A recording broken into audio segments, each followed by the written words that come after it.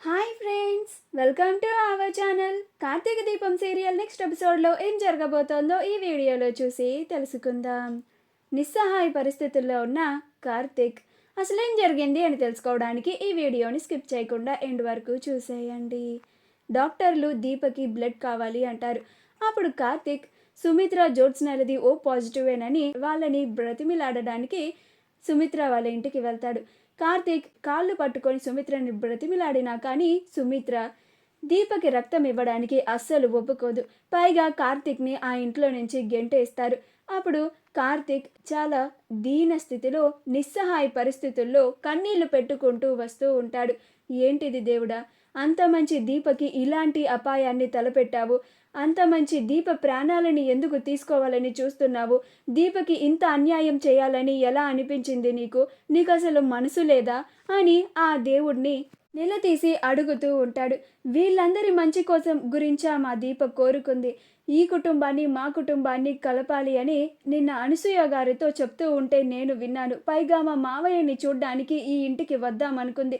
నిన్న దీప ఈ ఇంటికే వచ్చి ఉంటే వీళ్ళే దీపని చంపేసేవాళ్ళేమో. అలా మాట్లాడుతున్నారు వీళ్ళు అని కన్నీళ్లు పెట్టుకుంటూ ఉంటాడు. దీప, నువ్వు అందరినీ నీ వాళ్ళు అనుకున్నావు, కానీ ఎవ్వరు కూడా ఏ ఒక్కరు కూడా నిన్ను తన వాళ్ళు అని ఎవరు అనుకోవడం లేదు. అందరూ నీ ప్రాణానికి హాని తలపెట్టే వాళ్ళే.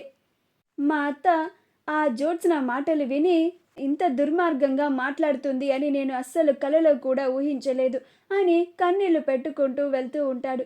ఇప్పుడు దీప కోసం బ్లడ్ ఎలా వెతకాలి? దీపకి బ్లడ్ ఇవ్వకపోతే చనిపోతుంది అని డాక్టర్లు చెప్పారు. ఇప్పుడు నాకు ఎవరు సహాయం చేస్తారు అని రోడ్డు మీద నడుచుకుంటూ వెళ్తూ ఉంటాడు. కాశీ అప్పుడే అటువైపు నుంచి వెళ్తూ కార్తీక్ను చూసి, అరే బావలా ఉన్నాడే, ఇదేంటి బావ ఇలా వెళ్తున్నాడు? బావని చూస్తూ ఉంటే ఆ షర్టుకి రక్తం మరకలేంటి, ఆ చెమటలేంటి, అసలేమైంది అని వెంటనే కార్తీక్ దగ్గరికి వెళ్ళి, బావా ఏమైంది బావా, ఎందుకు ఇలా ఉన్నావు? నీ షర్టు మీద ఈ మరకలేంటి అని అంటాడు. అప్పుడు కార్తీక్ కాశీ కాశీ దీప దీప అని అంటూ కన్నీళ్లు పెట్టుకుంటూ ఉంటాడు. అప్పుడు కాశీ అక్కకేమైంది బావా అని అంటాడు. అప్పుడు కార్తీక్, మీ దీపక్కని ఎవరో కత్తితో పొడి చేశారు కాశీ, హాస్పిటల్లో ఉంది, ప్రాణాలతో కొట్టుమిట్టాడుతూ ఉంది. తనకిప్పుడు బ్లడ్ అవసరమైంది. ఇంచుమించు 3 నుంచి 4 యూనిట్ల వరకు కావాలన్నారు డాక్టర్లు. నేను ఇవ్వడానికేమో ఇంతకు ముందే ఒక 2 రోజుల క్రితమే నేను ఒక పాపకి బ్లడ్ ఇచ్చాను, నన్ను ఇవ్వకూడదు అంటున్నారు.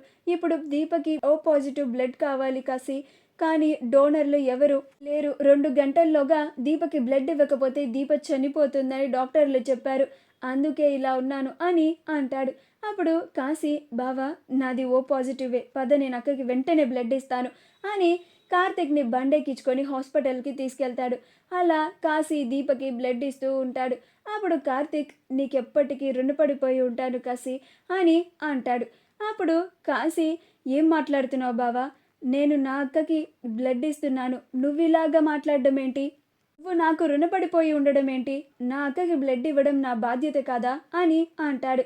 అప్పుడు కార్తిక్, లేదు కాశీ, నా వాళ్ళు అనుకున్న వాళ్ళే నన్ను దూషించి మాట్లాడుతున్నారు, చాలా నిష్ఠూరంగా మాట్లాడుతున్నారు, నా భార్య చావుని కూడా కోరుకుంటున్నారు, కానీ నువ్వు చావు బ్రతుకుల్లో ఉన్న నా భార్యకి రక్తం ఇచ్చి తన ప్రాణాన్ని నిలబెడుతున్నావు అని అంటాడు.